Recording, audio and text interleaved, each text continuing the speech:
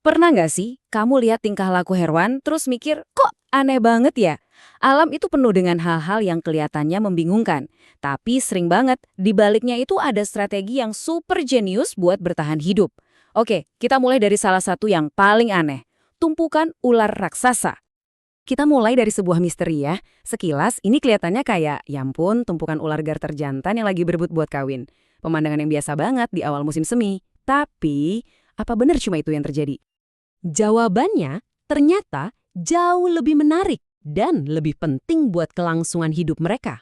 Ini bukan cuma soal biologi reproduksi, tapi soal fisika yang sangat mendasar, panas dan dingin. Jadi, gini poin kuncinya. Ular-ular jantan yang baru bangun tidur itu kedinginan banget dan lemes.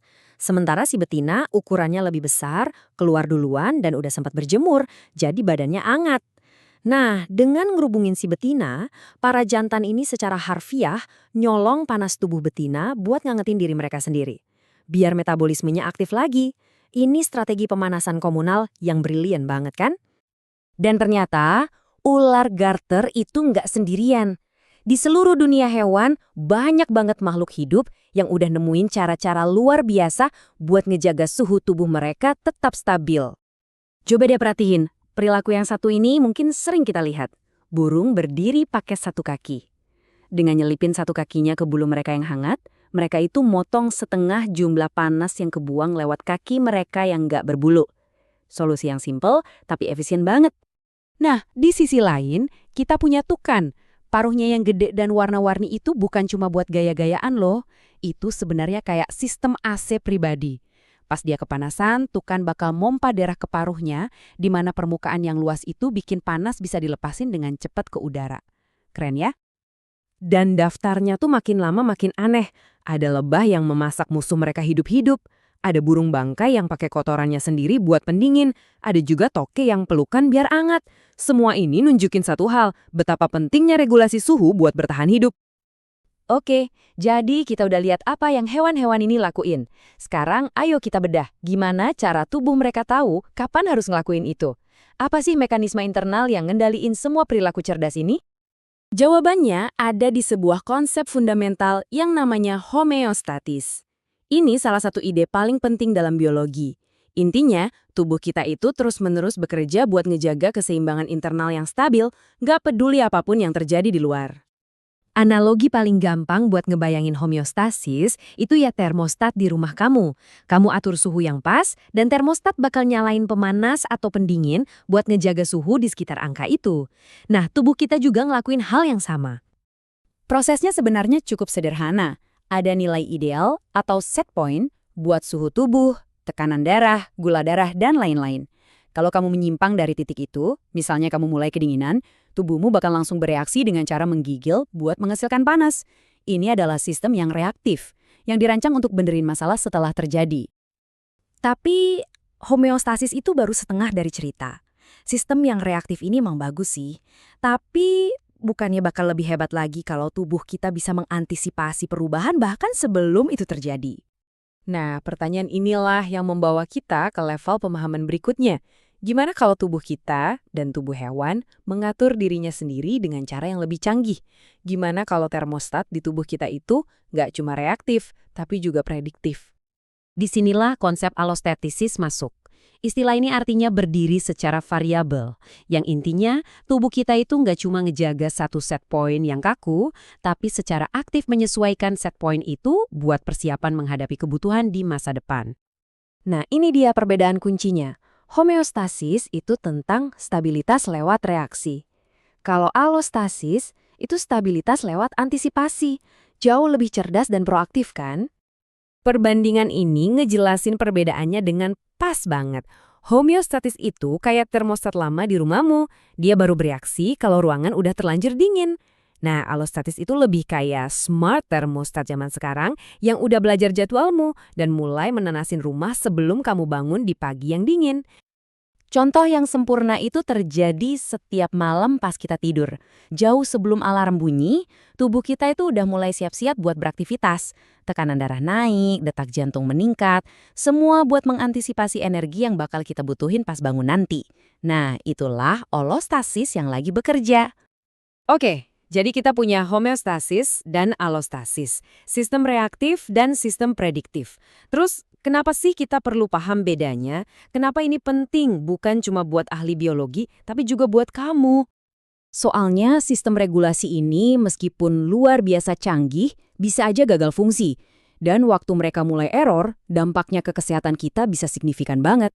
Faktanya banyak banget penyakit kronis zaman modern, kayak obesitas, tekanan darah tinggi, sampai diabetes, itu semua ada hubungannya sama gangguan di sistem-sistem fundamental ini. Waktu tubuh terus-terusan dalam mode antisipasi stres atau gagal balik ke set point yang sehat, ya sistemnya jadi aus. Halo semuanya, pernah nggak sih kamu sadar kalau suhu tubuh kita itu hampir selalu terasa pas? Nggak kepanasan, nggak juga kedinginan. Nah, kali ini kita bakal bedah tuntas cara kerja termostat super canggih di dalam tubuh kita. Sistem yang bikin kita selalu nyaman. Jadi, kenapa sih badan kita tuh repot-repot banget buat bertahan di suhu sekitar 37 derajat Celcius? Emangnya apa yang spesial dari angka itu? Yuk, kita cari tahu bareng-bareng. Ini nih, angka yang mungkin bikin kaget. 2/3. Yep, sekitar 2/3 dari total kalori yang kita bakar setiap hari itu bukan buat lari, angkat beban, atau bahkan mikir. Tapi cuma buat satu tugas simpel, ngejaga suhu inti tubuh kita. Inilah yang namanya metabolisme basal. Kerjaan utama tubuh kita cuma buat anget. Nah, buat ngerti alasannya, kita perlu lihat dulu dua strategi utama yang ada di dunia hewan buat nyatur suhu. Ini dia duel klasik, si berdarah panas lawan si berdarah dingin. Oke, kita bedah ya bedanya. Di satu sisi ada endoterm, alias hewan berdarah panas. Ya kayak kita-kita ini. Kita ini kayak punya mesin pemanas sendiri di dalam tubuh. Di sisi lain ada ektoterm, si berdarah dingin. Contohnya reptil atau ikan. Mereka ini ngandelin panas dari luar, misalnya dari matahari. Makanya suhu badannya naik turun ngikutin lingkungan sekitar. Dan jadi hewan berdarah panas tuh bukan cuma soal mesin di dalam tubuh, tapi juga soal kelakuan. Lihat aja pinguin-pinguin keren ini. Mereka ngumpul rapat-rapat buat saling berbagi kehangatan. Ini strategi yang pinter banget buat hemat energi di tempat yang dinginnya menusuk tulang. Terus, untungnya apa dong buang-buang energi segitu banyak? Wah, untungnya gede banget. Otot yang hangat itu artinya refleks kita jadi super cepat. Kita jadi selalu siap siaga, mau itu buat lari dari predator atau ngejar mangsa. Ini ngasih kita keunggulan besar. Tapi ya, ada harganya. Kita butuh bensin lebih banyak, alias lebih banyak makanan. Oke, sekarang kita fokus ke badan kita sendiri. Gimana sih persisnya tubuh kita bisa jadi pemanas sekaligus pendingin? Yuk kita intip peralatan di dalam tubuh kita. Coba bayangin deh, kamu lagi jalan keluar pas cuaca dingin. Badan kita tuh langsung gerak cepet. Pertama, sensor di kulit langsung sadar, wah dingin nih. Kedua, sinyal langsung melesat ke otak. Ketiga, otak langsung ngasih perintah buat nyempitin pembuluh darah biar panas nggak banyak keluar. Dan kalau masih dingin juga, langkah keempat, otot-otot kita mulai menggigil buat produksi panas tambahan. Brrrr. Terus gimana kalau kebalikannya? Kegerahan? Tenang, badan kita juga punya cara jitu. Penguapan. Keringat yang keluar di kulit kita itu bakal menguap. Nah, proses penguapan ini butuh energi panas. Dan panasnya itu diambil dari kulit kita. Hasilnya, kita jadi adem. Ini bener-bener kayak punya AC pribadi kan? Tapi ya jelas, kita nggak cuma pasrah nungguin badan kerja sendiri kan. Kita juga sadar dan sengaja ngelakuin sesuatu. Kedinginan? Ya kita pakai jaket. Kegerahan? Ya kita cari tempat yang ada AC-nya. Tindakan-tindakan simpel kayak gini tuh bagian penting banget dari strategi kita buat tetap nyaman. Nah, semua respons ini, menggigil, keringetan, cari tempat adem, itu semua nggak acak loh. Semuanya diatur sama satu pusat komando. Yuk kita kenalan sama si termostat di otak kita. Jadi ada satu bagian di otak kita namanya hipotalamus. Yang kerjanya persis kayak termostat di rumah kamu. Dia non-stop ngecek suhu tubuh, dan kalau suhunya geser dikit aja, dia langsung lakuin penyesuaian biar balik lagi ke angka ideal. Nih, letaknya di sini. Hipotalamus itu area kecil yang letaknya di dalam banget otak kita.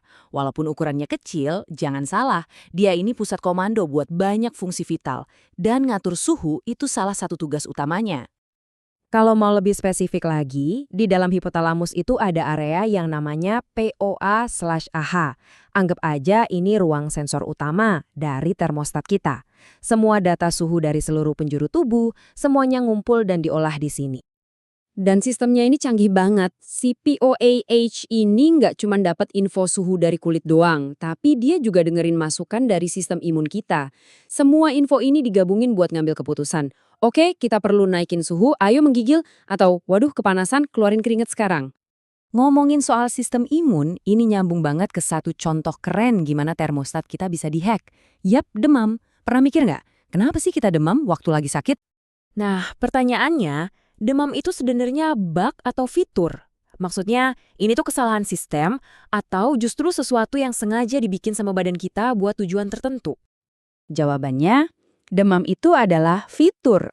Ini adalah aksi sengaja dari tubuh buat naikin suhunya.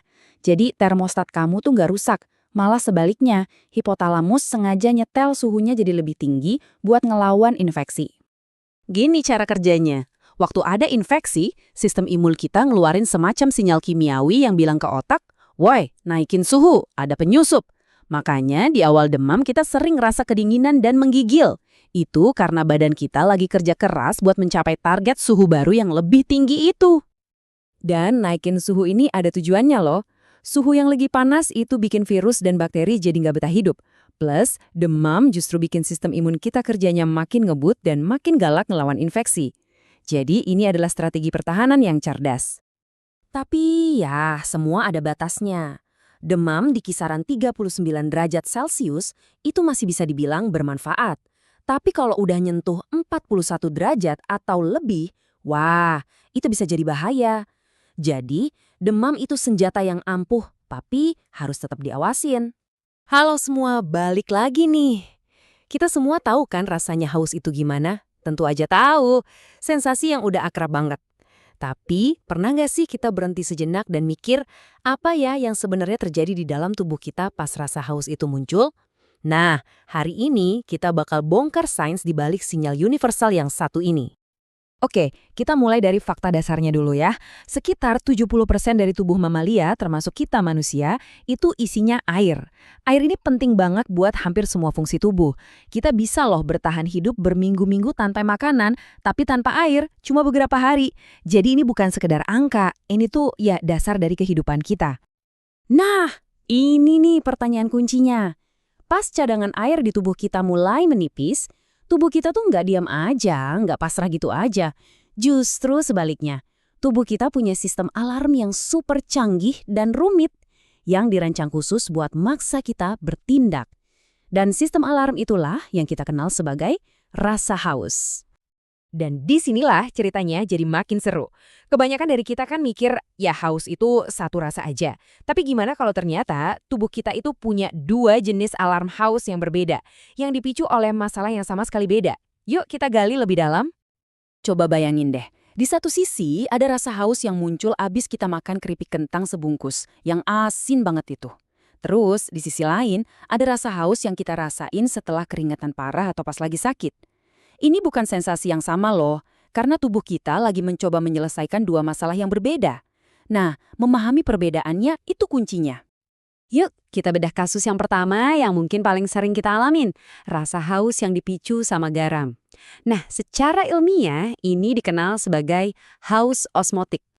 Biar ngerti, kita perlu ingat-ingat dikit pelajaran biologi nih, tentang osmosis. Gampangnya gini deh, air itu suka keseimbangan.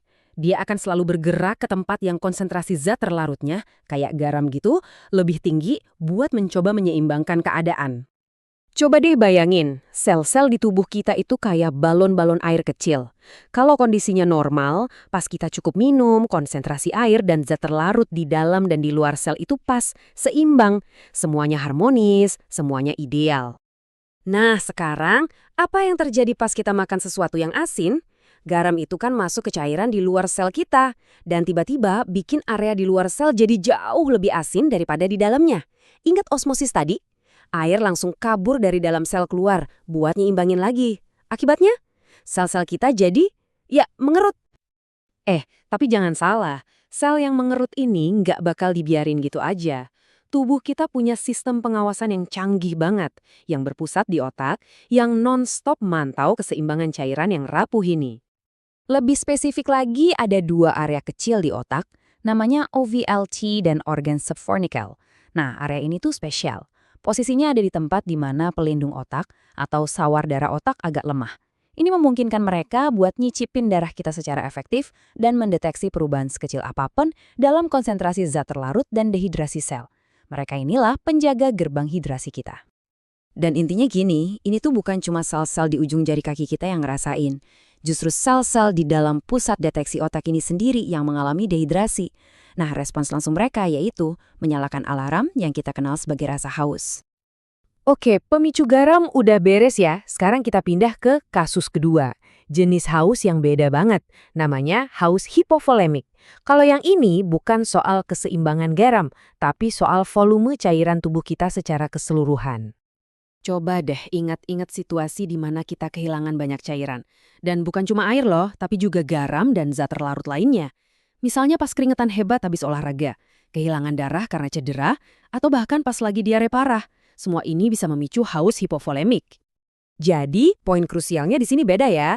Masalahnya bukan sel-sel kita yang mengerut karena kebanyakan garam. Masalahnya adalah volume total darah dan cairan di tubuh kita turun drastis. Ini menyebabkan tekanan darah jadi rendah dan bikin jantung kerja lebih keras buat pompa darah secara efektif. Tubuh kita merespons dengan serangkaian reaksi hormonal yang jenius banget. Pertama, ginjal kita nih, dia bakal deteksi penurunan tekanan dan ngelopasin enzim namanya renin. Renin ini yang memulai reaksi berantai yang akhirnya menghasilkan angiotensin 2. Zat kimia super ini tugasnya ada 2. Dia menyempitkan pembuluh darah biar tekanan naik lagi, dan yang paling penting dia ngasih sinyal ke otak seolah-olah teriak, sistem kekurangan volume, minum sekarang. Oke, jadi kita punya 2 pemicu beda, 2 sistem alarm beda. Terus, gimana nih nyambungnya sama apa yang sebenarnya pengen kita minum? Nah, disinilah kecerdasan tubuh kita kelihatan banget dan kenapa ini penting buat kehidupan kita sehari-hari. Coba deh lihat tabel ini, biar gampang. Untuk haus osmotik yang gara-gara kebanyakan garam, masalahnya kan konsentrasi. Jadi yang kita butuhin ya air putih biasa buat ngencerin garamnya lagi dan bikin sel kembali normal. Tapi untuk haus hipovolemik yang disebabkan kehilangan volume total, minum air putih aja nggak bakal cukup. Kita perlu ganti cairan dan zat terlarut yang hilang. Nah inilah kenapa minuman olahraga atau larutan rehidrasi oral itu efektif banget dalam situasi kayak gini. Jadi, intinya begini, rasa haus itu bukan cuma sinyal biasa. Ini adalah sistem umpan balik yang super canggih dan cerdas. Tubuh kita nggak cuma bilang, aku butuh minum, tapi dia menganalisis kondisi kimiawi kita dan ngasih tahu persis jenis cairan apa yang kita butuhkan buat kembali seimbang. Pernah kepikiran nggak sih, kenapa ya kita harus makan beberapa kali sehari? Kenapa kita nggak bisa begitu makan satu porsi super besar buat energi seminggu penuh? Nah, ayo kita selami biologi di balik kebiasaan makan kita yang paling mendasar. Oke, pertanyaan ini kelihatannya emang agak aneh ya, tapi jawabannya tuh keren banget. Ini bakal mengungkap strategi bertahan hidup luar biasa yang udah ngebentuk tubuh kita selama ribuan tahun. Nah, buat ngerti strategi kita sendiri, kita coba lihat 2 contoh yang paling ekstrim di dunia hewan. Mereka ini bakal jadi pemandu kita, ular piton yang perkasa dan burung gelatik yang super mungil.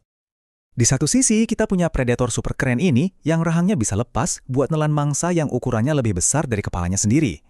Terus di sisi lain ada burung kecil yang harus terus-terusan cari makan cuma buat bisa bertahan hidup melewati malam yang dingin. 2 pendekatan yang beda banget buat masalah yang sama. Gimana caranya dapat energi buat hidup?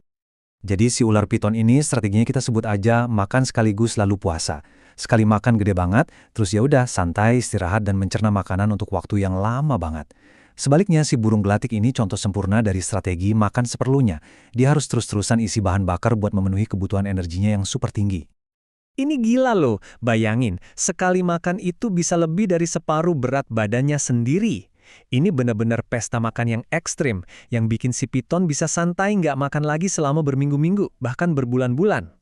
Nah, sekarang kita bandingin sama si burung gelatik, yang tantangannya beda total. Setiap hari dia harus makan sampai berat badannya nambah 10% cuma buat menghasilkan panas tubuh yang cukup biar nggak mati kedinginan pas malam. Ini benar-benar perjuangan hidup dan mati setiap hari.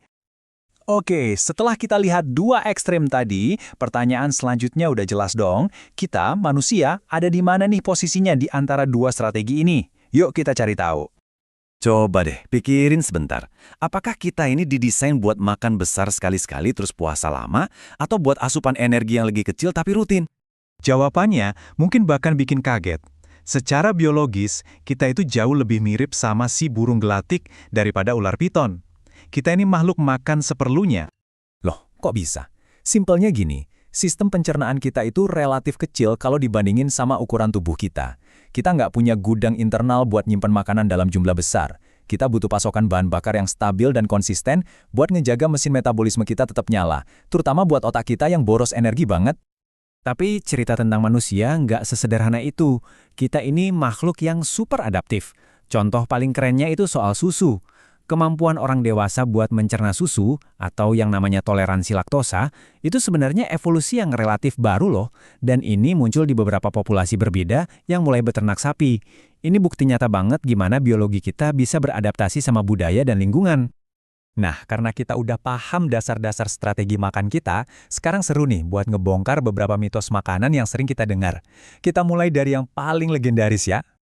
Pasti pernah dengar kan, setiap kali abis makan besar pas liburan atau lebaran, semua orang langsung nyalain daging kalkun sebagai biang kerok rasa ngantuk. Tapi, beneran nih kalkun yang salah? Well, kenyataannya sedikit lebih rumit dari itu. Daging kalkun emang punya asam amino yang namanya triptofan, tapi kadarnya ya biasa aja, nggak spesial-spesial amat. Pelaku utamanya itu bukan si kalkun sendirian tapi rombongannya, alias semua makanan yang kita santap bareng dia. Jadi gini ceritanya, pas kita makan besar, apalagi yang banyak karbohidratnya kayak nasi, kentang, atau kue-kue, tubuh kita langsung ngelepasin hormon insulin dalam jumlah banyak. Nah, si insulin ini tugasnya membersihkan asam-asam amino lain dari aliran darah, tapi dia ngebiarin triptofan. Akibatnya, triptofan jadi nggak punya saingan dan dapat tiket VIP, jalur cepat langsung ke otak. Begitu sampai di otak, triptofan diubah jadi serotonin, terus jadi melatonin, hormon yang ngasih sinyal ke tubuh, waktunya tidur. Jadi jangan salahin kalkunnya, salahin aja nasinya. Oke. Dari mitos yang udah kita bongkar, kita pindah ke sebuah kepercayaan kuno yang ternyata setelah diselidiki sains modern, ada benernya juga. Gagasan kalau ikan itu makanan otak. Selama bertahun-tahun, banyak yang mikir ini cuma omongan orang tua aja, mitos turun-temurun. Tapi ternyata, sains modern mulai membuktikan kearifan kuno ini, dan bukti-bukti yang ditemukan tuh menarik banget. Penelitian nunjukin kalau ibu hamil yang rutin makan seafood cenderung punya anak dengan skor tes kognitif yang lebih tinggi. Bukan cuma itu, pada orang dewasa yang lebih tua, terutama yang punya risiko genetik penyakit seperti demensia, makan ikan secara konsisten terbukti bisa memperlambat penurunan fungsi otak. Jadi, nasihat nenek moyang kita ternyata didukung oleh data ilmiah. Pernah kepikiran gak sih, apa yang sebenarnya bikin kita merasa kenyang? Ternyata, ini bukan sekedar soal perut yang penuh loh. Hari ini kita bakal bongkar sains yang rumit di balik rasa lapar dan puas setelah makan. Pasti pernah kan ngalamin ini? Perut rasanya udah penuh banget, tapi entah kenapa pas lihat sepotong kue coklat kok kayaknya masih muat aja. Nah, ternyata itu bukan cuma soal kemauan kita. Rasa kenyang itu ternyata hasil dari sebuah obrolan yang super kompleks antara mulut, perut, usus, dan otak kita.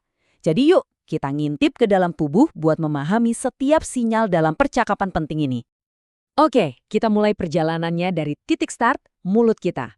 Gini, tindakan sederhana seperti mengunyah aja, itu udah sinyal pertama loh ke otak kalau makanan datang. Dan ini tuh bukan kebiasaan baru loh. Lihat deh, ada bukti permen karet umurnya 6.500 tahun. Ini nunjukin kalau dorongan buat ngunyah itu, ya ampun, udah mendarah daging di diri kita selama ribuan tahun. Tapi, ngunyah doang ternyata nggak cukup. Para ilmuwan pernah coba nih, ada eksperimen di mana hewan bisa ngunyah dan nelan, tapi makanannya dialihkan, nggak masuk ke perut. Hasilnya, mereka nggak pernah ngerasa kenyang. Jadi intinya gini, mulut itu cuma pembuka obrolan, ceritanya masih panjang. Lanjut ya perjalanannya ke pos pemeriksaan besar berikutnya. Setelah kita nelan, makanan kan turun ke perut nih. Nah, disinilah sinyal stop pertama yang paling jelas dikirim. Cara kerjanya simpel banget kok. Pas perut kita keisi, dindingnya itu melar, kayak balon ditiup. Nah, melarnya inilah sinyal fisik utama yang teriak ke otak, "Weh, udah penuh nih, cukup." Terus, gimana pesannya nyampe ke otak? Lewat jalur super cepat namanya saraf vagus. Anggap aja ini kayak hotline khusus dari perut yang langsung nyambung ke otak buat ngasih laporan. Bos, kondisi perut sudah penuh. Oke, tadi kan sinyal fisik ya. Sekarang kita masuk ke dunia yang lebih canggih nih, para kurir kimia. Jadi pas makanan mulai keluar dari perut dan masuk ke usus, nah disitulah segerombolan hormon mulai beraksi. Mereka ini nambahin detail ke pesan kenyang tadi. Kenalan yuk sama pemain kunci berikutnya, namanya CCK. Hormon ini langsung keluar begitu makanan, terutama yang berlemak dan berprotein, masuk ke usus kecil kita. Dan perannya ini pinter banget. Gini cara kerjanya. Si CCK ini tugasnya kayak penjaga gerbang. Dia ngerem laju makanan yang mau keluar dari perut. Dengan nahan makanan di perut lebih lama, perut kita kan jadi tetap melar tuh. Nah, ini ngebus sinyal kenyang yang tadi, bikin kita ngerasa kenyang lebih cepat dan lebih awet. Obrolannya nggak berhenti di usus loh. Tubuh kita tuh juga nonstop ngecek kadar energi di dalam darah. Mirip-mirip termostat yang ngatur suhu di ruangan gitu deh. Di sini ada dua hormon utama, insulin dan glukagon. Gampangnya gini, habis makan, gula darah naik. Pankreas ngeluarin insulin buat nyuruh sel-sel serap energi ini. Sebaliknya, kalau kita udah lama nggak makan, pankreas ngeluarin glukagon buat nyuruh hati keluarin cadangan energi. Jadi kayak ada tarian kimiawi yang nggak pernah berhenti. Dan sistem ini ternyata punya efek yang menarik banget ke perilaku kita. Manusia itu, sama kayak hewan lain, secara naluriah makannya lebih banyak pas musim gugur. Kenapa? Ya ini sisa-sisa evolusi kita, dorongan buat nimbun energi, buat persiapan musim dingin, yang makanannya mungkin lebih susah dicari. Oke, tadi kan kita ngomongin sinyal dari satu waktu makan ke waktu makan berikutnya ya. Sekarang kita lihat gambaran besarnya. Gimana caranya tubuh kita ngatur tabungan energi jangka panjang. Anggap aja ini laporan dari CEO tubuh kita. Nah, hormon yang bertanggung jawab buat ini namanya leptin. Leptin ini dibikin sama sel-sel lemak kita. Jadi makin banyak lemak di tubuh, makin banyak leptin yang diproduksi. Pesannya simpel aja. Bos, stok energi kita aman terkendali. Santai aja makannya, nggak usah banyak-banyak. Contoh ini nunjukin banget betapa kuatnya efek leptin. Lihat tikus yang di kanan. Dia punya kelainan genetik, jadi nggak bisa produksi leptin. Akibatnya, otaknya itu teriak lapar terus-terusan. Padahal badannya udah punya banyak banget cadangan energi. Dia jadi nggak bisa berhenti makan. Dengan semua sistem canggih ini, peregangan perut, CCK, insulin, leptin, harusnya kan gampang ya jaga berat badan ideal. Tapi kita semua tahu kenyataannya nggak sesimpel itu. Ini kan jadi pertanyaan logis ya. Kalau tikus yang nggak punya leptin jadi gemuk, berarti kalau kita kasih leptin ke orang, bisa jadi obat ajaib dong buat obesitas. Bener kan? Nah, para ilmuwan dulu juga mikirnya gitu. Nah, disinilah plot twist-nya. Ternyata kebanyakan orang yang kelebihan berat badan itu justru produksi leptinnya banyak. Jadi masalahnya bukan kurang sinyal, tapi otaknya jadi budak sama sinyal itu. Kebayang nggak kayak alarm kebakaran yang bunyi terus-terusan? Lama-lama kan kita cuekin aja. Nah, itulah yang terjadi di otak. Pesan stop makan dari leptin dikirim, tapi nggak didengerin lagi. Kutipan ini ngejelasin semuanya deh. Sepanjang sejarah manusia, ancaman terbesar kita itu kelaparan, bukan kekenyangan. Makanya, tubuh kita itu punya sistem yang super kuat buat nyuruh kita makan dan nyimpan energi. Tapi sebaliknya, sistem buat ngerem makan berlebihan itu jauh lebih lemah. Jadi, yuk kita rangkum perjalanan kita barusan. Semuanya dimulai dari rasa puas pas kita ngunyah di mulut. Terus ada sinyal melar dari perut. Habis itu hormon kayak CCK dan insulin ngasih laporan detail. Dan terakhir ada leptin yang ngasih laporan gambaran besar soal total tabungan energi di tubuh kita. Pernah kepikiran gak sih apa sebenarnya yang bikin kita lapar? Atau sebaliknya kenyang? Ternyata ya, jawabannya itu bukan cuma soal perut yang bunyi-bunyi. Pusat kendali utamanya itu jauh lebih rumit, ada di dalam otak kita. Coba deh, bayangin sejenak. Gimana rasanya kalau Anda nggak pernah bisa merasa kenyang? Wah, bisa-bisa makan terus tanpa henti. Atau kebalikannya, gimana kalau nggak pernah merasa lapar sama sekali? Bisa jadi lupa makan kan? Nah, dua skenario yang super ekstrim ini nunjukin betapa pentingnya sistem yang mau kita bedah bareng-bareng ini. Oke, sekarang coba lihat dua tikus ini. Yang satu jadi obesitas, yang satunya lagi kurus banget sampai kayak kelaparan. Apa yang salah ya sama mereka?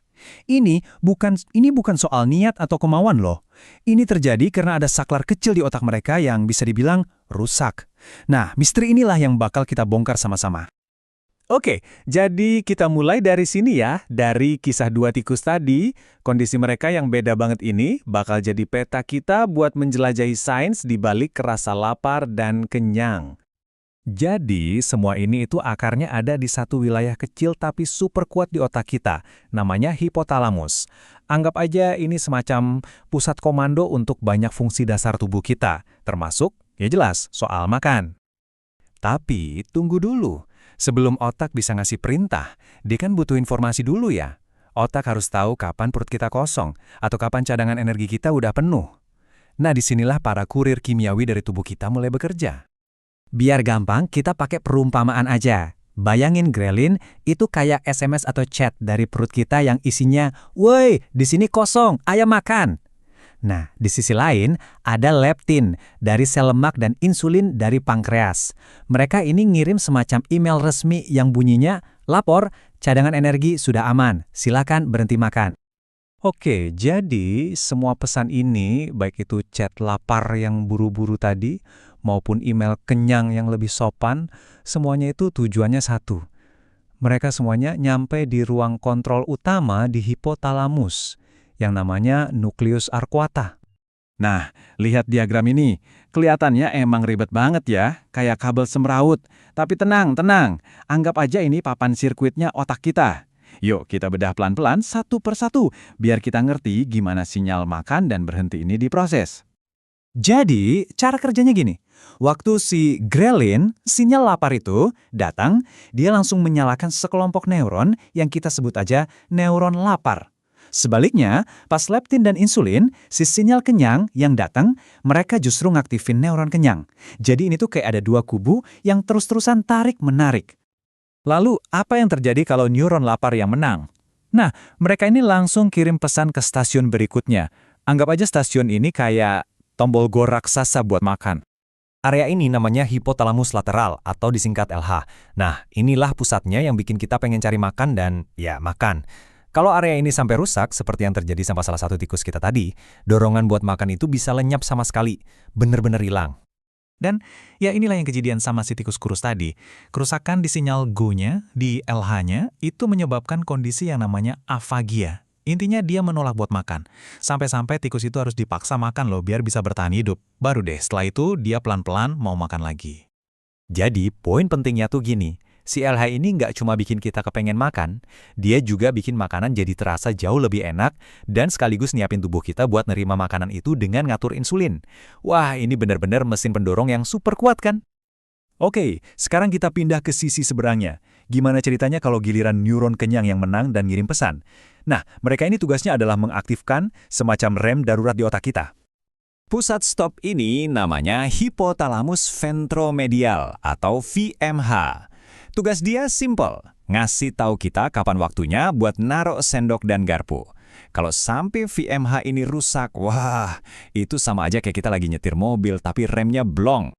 Dan ini yang ngebawa kita balik lagi ke si tikus gemuk tadi. Coba deh lihat garis merah di grafik ini.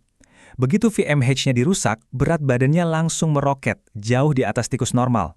Kenapa? Ya karena sinyal stopnya rusak. Dia jadi nggak pernah ngerasa harus berhenti makan. Dan rusaknya VMH ini efeknya nggak cuma bikin dia makan porsi jumbo loh, tapi juga bikin dia makan jauh lebih sering. Parahnya lagi, tubuhnya jadi super efisien buat nyimpen setiap kalori ekstra sebagai lemak gara-gara produksi insulinnya melonjak tinggi. Ini benar-benar kombinasi maut buat naikin berat badan. Oke, jadi ayo kita rangkum semuanya. Di dalam hipotalamus kita, intinya ada dua sistem yang saling berlawanan. Sistem GO buat makan, dan sistem STOP buat berhenti. Dan keduanya ini terus-menerus beradu kekuatan. Kalau disederhanain, jadinya begini. Kalau LH, si tombol GO yang rusak, akibatnya jadi kurang makan. Sebaliknya, kalau VMH, si rem stop yang rusak, akibatnya ya makan berlebihan.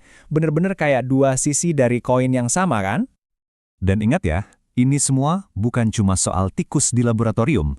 Ini adalah sistem yang sama persis yang bekerja di otak kita, yang ngatur rasa lapar dan kenyang kita setiap hari.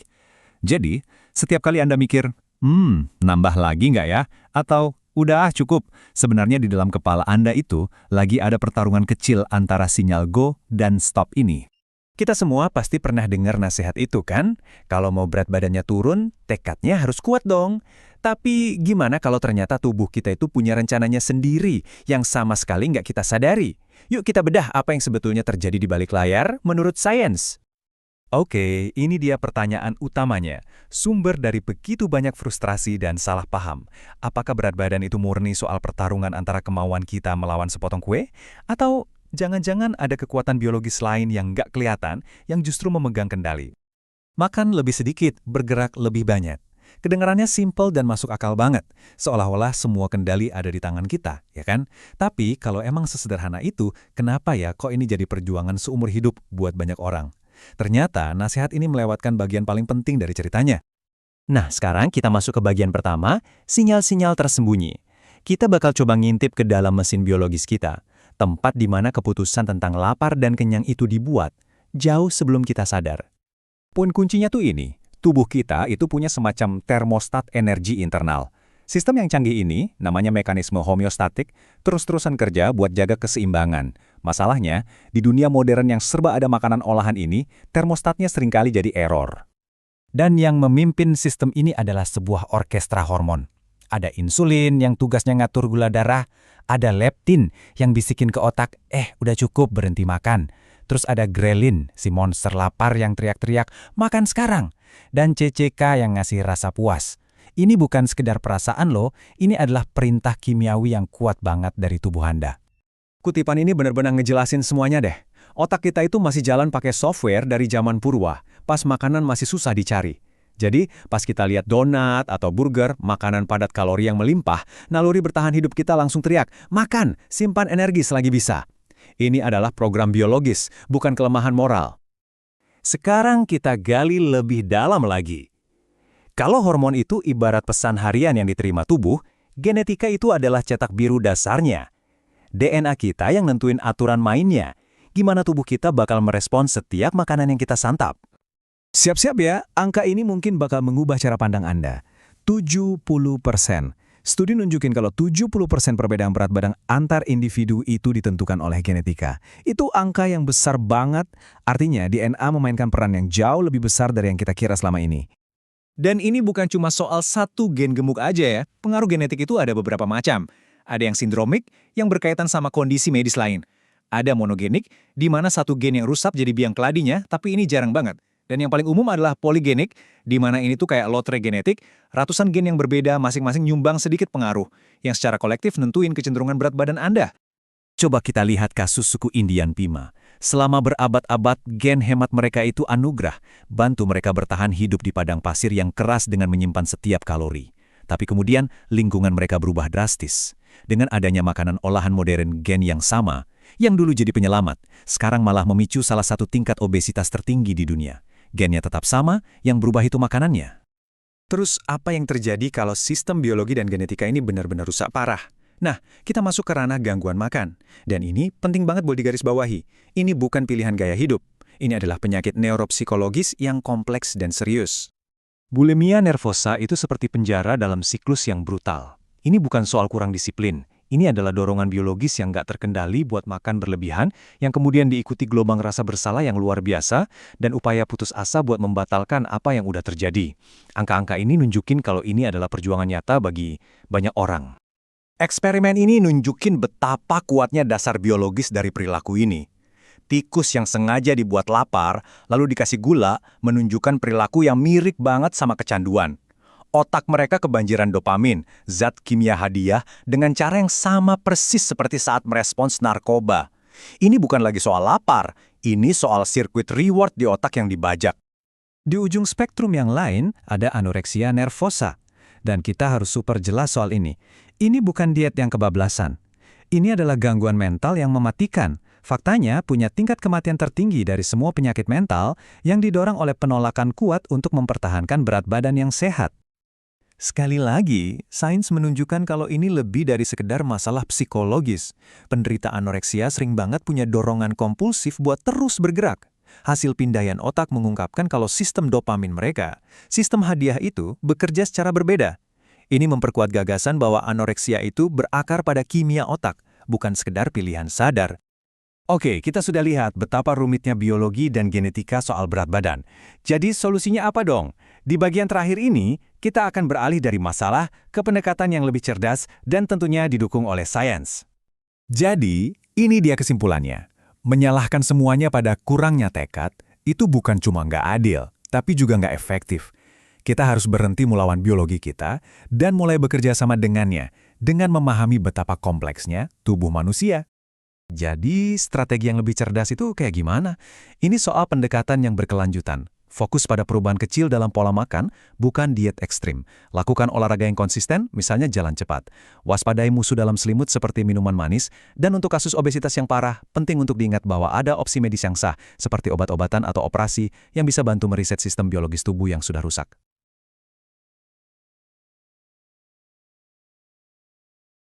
Pernah nggak sih Anda berhenti sejenak dan mikirin betapa gilanya semua hal yang tubuh Anda lakuin tanpa Anda sadari sama sekali? Beneran deh, ada semacam konduktor tak terlihat yang ngatur semuanya.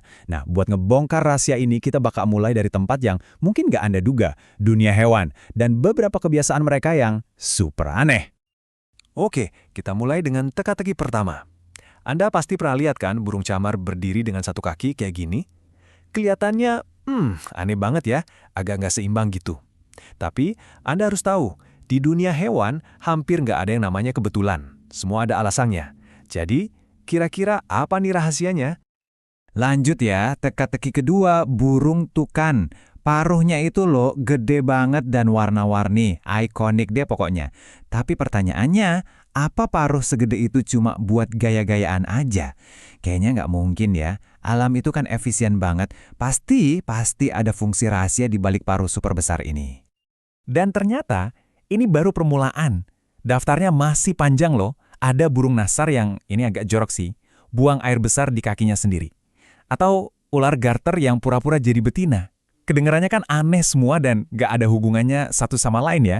Tapi, gimana kalau saya bilang semua perilaku aneh ini, si burung camar, si tukan, si burung nasar, semuanya itu punya satu jawaban yang sama. Satu konsep biologis yang super penting. Nah, ini dia jawabannya. Semua trik-trik aneh tadi itu sebenarnya adalah solusi jenius untuk satu masalah fundamental yang dihadapi semua makhluk berdarah panas, termasuk kita, yaitu harga yang harus dibayar mahal cuma buat tetap hangat. Jadi gini, di dunia hewan itu pada dasarnya ada dua kubu besar. Ada tim endotermik, itu kita, anggap aja tubuh kita ini kayak mesin mobil yang selalu nyala, terus-menerus bakar bahan bakar buat menghasilkan panas dari dalam. Terus ada tim ektotermik, contohnya kayak kadal ini. Mereka itu kayak panel surya, butuh panas dari luar, dari lingkungan buat ngisi daya. Terus, semahal apa sih harganya? Nah, ini bagian yang bakal bikin Anda kaget. Coba bayangin deh, semua kalori yang Anda bakar seharian. Ternyata, sekitar 2/3 dari semua kalori itu, lebih banyak dari energi yang Anda pakai buat mikir, buat lari, buat kerja, buat semuanya, itu cuma dipakai buat satu tugas, ngejaga tubuh Anda tetap hangat. Gila kan? Oke, jadi buat apa kita ngabisin energi segitu banyaknya cuma buat hangat? Jawabannya, ini adalah sebuah superpower. Karena tubuh kita hangat, otot-otot kita itu selalu dalam kondisi siaga 1, siap tempur kapan aja. Mau di luar lagi dingin beku atau panas terik, kita bisa langsung lari, loncat, atau berburu. Ini keuntungan evolusioner yang luar biasa banget buat bertahan hidup. Oke, jadi sekarang kita udah paham ya, kenapa hangat itu penting banget. Pertanyaan selanjutnya, gimana caranya tubuh kita ngatur ini semua? Jawabannya ada di pusat komando utama kita, yaitu otak. Di dalam otak kita ada semacam termostat canggih. Anda mungkin ingat istilah ini dari pelajaran biologi dulu, homeostasis. Gampangnya, bayangin aja kayak termostat AC di rumah Anda. Kalau suhu ruangan jadi terlalu panas, klik, AC-nya nyala. Kalau jadi terlalu dingin, pemanasnya yang nyala. Sistem ini sifatnya reaktif. Dia nunggu ada masalah dulu, baru bertindak buat memperbaikinya. Tapi, ternyata tubuh kita itu jauh lebih canggih dari sekedar termostat biasa. Ada konsep lain yang lebih keren, namanya allostasis. Bedanya apa? Kalau homeostasis itu reaktif, allostasis itu proaktif. Jadi daripada nunggu masalah datang, tubuh kita tuh bisa mengantisipasi. Dia kayak bisa lihat ke masa depan, memprediksi apa yang bakal dibutuhin, terus siap-siap dari sekarang. Ini bukan lagi soal perbaikan, tapi pencegahan. Dan pusat kendali super canggih ini letaknya persis di sini. Oke, namanya emang ribet banget. Area preoptik/hipotalamus anterior, atau disingkat POA/AH. Tapi nggak usah pusingin namanya, anggap aja ini adalah ruang kontrol suhu di otak Anda. Bagian super kecil inilah si bos yang mantau semuanya dan ngasih perintah. Nah, mau lihat contoh paling keren dari sistem ini beraksi? Demam. Kita semua kan sebel banget ya kalau demam. Kita mikirnya demam itu efek samping yang buruk dari penyakit. Tapi coba lihat dari sisi ini, demam itu bukan penyakitnya. Demam itu senjatanya. Sesuatu yang sengaja dibuat sama otak Anda sebagai strategi pertahanan. Kenapa ini dibilang strategi yang jenius? Ada dua alasan utama. Pertama, dengan naikin suhu, tubuh Anda bikin lingkungan yang nggak nyaman banget buat si penyerang. Banyak bakteri itu benci panas. Kedua, di saat yang sama, suhu yang lebih tinggi itu justru jadi booster buat pasukan kita sendiri. Sistem imun kita kerjanya jadi lebih ganas dan efisien. Jadi lain kali Anda demam, ingat, itu bukan Anda lagi sakit, itu tubuh Anda lagi berperang habis-habisan. Tapi tentu aja, ngatur suhu itu bukan satu-satunya kerjaan si konduktor tak terlihat ini. Ada teka-teki lain yang kita semua hadapi tiap hari. Rasa haus. Pernah kepikiran nggak, gimana caranya otak Anda bisa tahu kapan persisnya harus ngasih sinyal, minum geh? Dan ternyata, haus itu nggak cuma satu macam, ada dua jenis. Coba bayangin ya, yang pertama, haus osmotik. Ini rasa haus yang muncul abis Anda makan pizza yang asin banget. Kenapa? Karena kadar garam di darah naik dan sel-sel tubuh Anda jadi kehausan. Solusinya gampang, air putih. Nah, yang kedua, haus hipovolemik. Ini terjadi waktu Anda abis olahraga berat dan keringetan banyak banget. Di sini Anda bukan cuma kehilangan cairan, tapi juga garam. Jadi cuma minum air putih aja kadang nggak cukup. Nah, khusus buat kasus kehilangan cairan yang kedua tadi, tubuh kita punya sistem alarm darurat yang keren banget. Jadi, begitu ginjal kita ngerasa volume darah mulai turun, dia langsung pencet tombol panik. Ini memicu reaksi berantai yang hasilnya adalah hormon bernama angiotensin 2. Hormon ini tugasnya dua. Pertama, dia bikin pembuluh darah menyempit biar tekanan darah nggak anjlok. Kedua, dia ngirim pesan super darurat ke otak yang intinya, "Woi, cari minum sekarang juga." Dan disinilah kita balik lagi ke konsep alostasis yang jenius tadi. Pernah nggak Anda ngerasa pengen minum pas banget sebelum tidur? Ternyata itu bukan kebetulan. Itu adalah tubuh Anda yang lagi beraksi proaktif.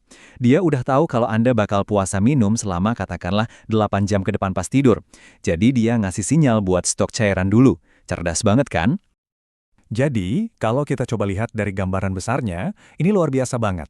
Di dalam tubuh kita masing-masing, itu seolah-olah ada seorang konduktor orkestra yang nggak kelihatan. Dia memimpin ribuan pemain musik yang super rumit dan mastiin semuanya main bareng dalam harmoni yang sempurna, tanpa henti. Mulai dari ngatur suhu, sampai rasa haus, tubuh kita itu jelas bukan robot pasif yang cuma nunggu perintah. Dia itu seorang ahli strategi yang jenius, terus-menerus memprediksi, merencanakan, dan bertindak duluan untuk mastiin kita selalu selangkah di depan bahaya. Dan ini semua membawa kita ke satu pertanyaan terakhir yang bikin merinding, sekaligus takjub. Kalau tubuh kita aja bisa sepinter ini mengantisipasi hal-hal sederhana seperti suhu dan rasa haus, coba bayangin, proses-proses luar biasa apa lagi yang lagi dia atur di belakang layar detik ini juga tanpa kita sadari sama sekali.